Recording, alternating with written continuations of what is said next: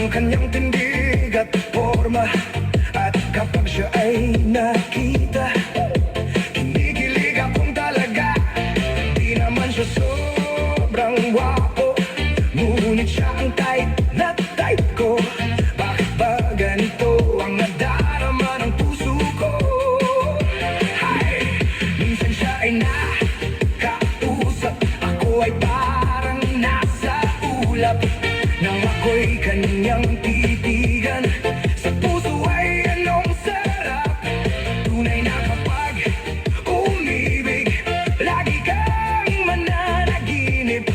Pagkasama mo siya